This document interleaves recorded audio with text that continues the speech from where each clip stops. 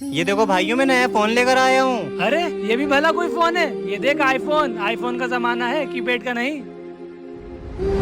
क्या यार, मेरी किस्मत ही खराब है। अगर ऊपर वाले ने मुझे थोड़ा अमीर बनाया होता तो आज अपने दोस्तों के सामने मुझे जलील नहीं होना पड़ता। मुझे नहीं चलाना है खटारा फोन, बहुत गर्मी है।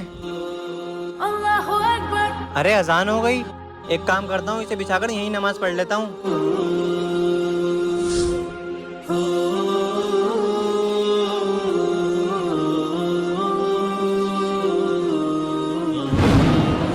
रुको बेटा, क्या ये फोन तुम्हारा है? नहीं, ये फोन मेरा नहीं है। क्या ये तुम्हारा फोन है? नहीं, ये फोन भी मेरा नहीं है। मेरा फोन तो छोटा सा कीपैड का है। क्या ये है तुम्हारा फोन? हाँ, यही है मेरा फोन, लेकिन ये तो टूट गया था। मैं तेरी ईमानदारी देखकर खुश हुआ। ले, ये फोन भी तू रख ले।